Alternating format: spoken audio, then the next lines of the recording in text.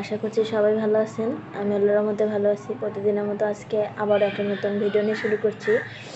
আমি এখানে আম নিয়ে নিছি, এটা আমাদের গাছের আম। তো এই আম দিয়ে আমি আপনাদেরকে আজকে মোরব্বা আচার বানিয়ে দেখাবো।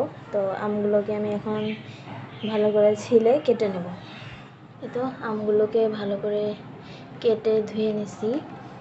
এই যে আমগুলোকে ভালো করে কেটে ধুয়ে নিছি। আর আচার বানানোর জন্য এখানে নিছি হলো বিভিন্ন রকম মশলা। এখানে আছে সরিষার তেল, আদা কুচি করে কেটে নিছি। এখানে আছে হলো রসুন কুচি, পেঁয়াজ কুচি, লবণ, মরিচের গুঁড়া, 5 ফোড়ন আর ধনিয়া ভেজে গুঁড়া করে নিছি। আর এখানে চিনি নিয়ে নিছি। তো চলেন তাহলে শুরু করা যাক। আমগুলো আচার করার জন্য আমি চুলার মধ্যে বসাই দিছি কড়াইয়ের মধ্যে। তো এটাকে এর মধ্যে পানি দিয়ে দিছি। এদিকে একটু ভাপ দিয়ে পানিটা ঝরাই নেব, নাহলে আচারটা খুব টক হবে, কারণ এই আমটা প্রচুর টক। তো এটাকে আমি এখন ঢাকনা দিয়ে ঢেকে দেবো।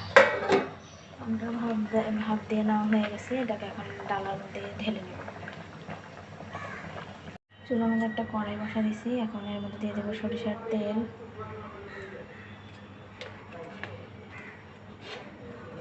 তেলটা গরম হয়ে গেছে, এখন এর মধ্যে সেই কেটে রাখা আদা রসুন পেঁয়াজ এর মধ্যে দিয়ে দেবো। আমি দুটো শুকনো মরিচে ভেজে দিচ্ছি। এগুলোকে এখন ভালো করে ভেজে নেব।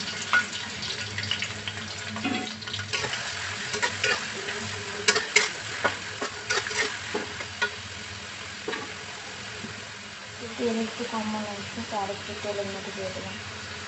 এগুলোকে এখন লাল করে ভেজে নেব।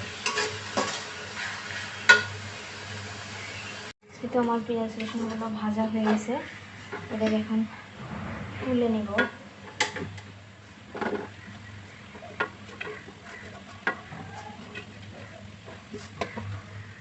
কিন্তু আমার এই যে রসুন পেঁয়াজগুলোকে ভালো করে লাল করে ভেজে নিছি।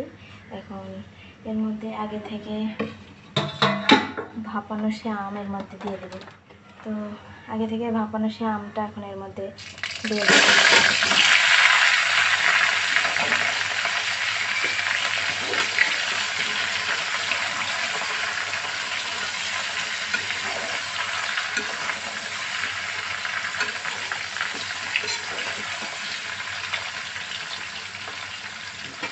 এখন এর মধ্যে দিব লবণ,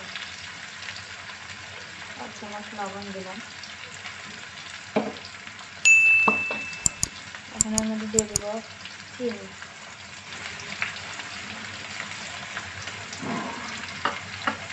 আর দিব মরিচের গুঁড়া ঝাল হওয়ার জন্য।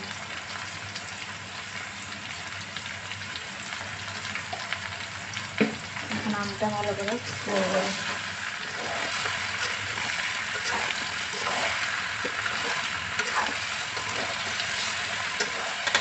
নাড়তে নাড়তে চিনিটা গলে দেবো।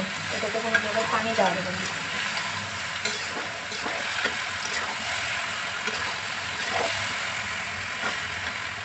তো এর মধ্যে চিনি কম হবে, তাই আবারও এর মধ্যে একটু চিনি দিয়ে দেবো। আর এটা আমি এখন নাড়তে থাকবো, এমনি চিনিটা গলে যাবে।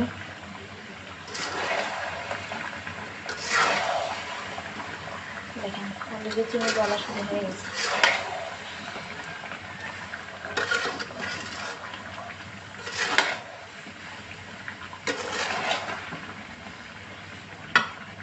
এটাকে অনবরত নাড়তে হবে। কিন্তু চিনিটা গলে গেছে, চিনিটা গলে শিরা হয়ে গেছে।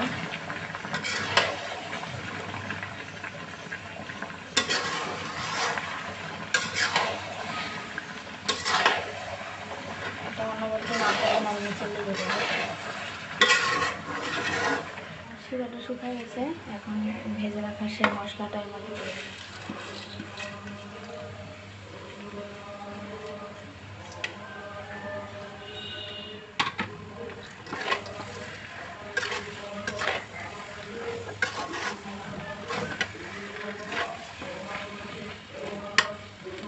তো আচারের মধ্যে আমি এখন জিরার গুঁড়া দিয়ে দেবো, ভাজা জিরার গুঁড়া।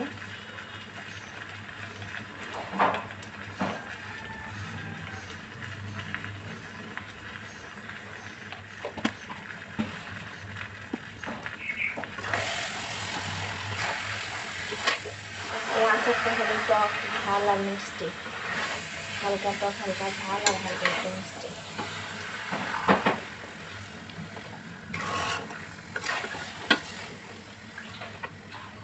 তো আমি যে মশলাটাকে ভেজে রাখছিলাম, ধনিয়া আর পাঁচফোড়ন, সেটা এখন এর মধ্যে দিয়ে দেবো।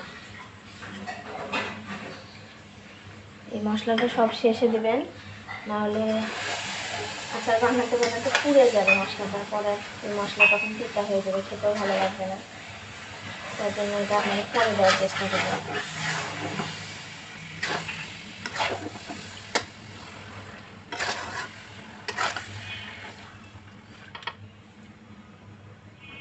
এই তো আমার আচারটা তৈরি হয়ে গেছে। দেখেন আচারগুলো তোদের পানি নেই। এভাবে আপনারাও বাসায় আচার বানাবেন, দেখবেন সারা বছর এই আচারটা এমনি বাইরে রেখে দিলেও কোনো প্রকার ভাঙাও করবে না, নষ্ট হবে না। তো আমার আচারটা বানানো হয়ে গেছে, টক ঝাল মিষ্টি আমের আচার। কোনো প্রকার পানি নেই আচারের মধ্যে। তো এটাকে আমি এখন চুলা থেকে নামিয়ে নেব। তৈরি হয়ে গেল আমার টক ঝাল মিষ্টি আমের আচার, খুব কম উপকরণ দিয়ে, এবং কি এভাবে আমার শাশুড়িরা আমের আচার তৈরি করে।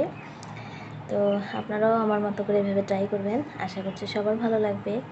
আর আমার ভিডিওটা যদি ভালো লেগে থাকে তাহলে অবশ্যই আমার চ্যানেলটি সাবস্ক্রাইব করবেন, লাইক দিবেন, কমেন্ট করে জানাবেন আমার ভিডিওটি কেমন লাগলো। আমার আজকে ভিডিও এই পর্যন্তই। সবাই ভালো থাকেন, সুস্থ থাকেন, আল্লাহ হাফেজ।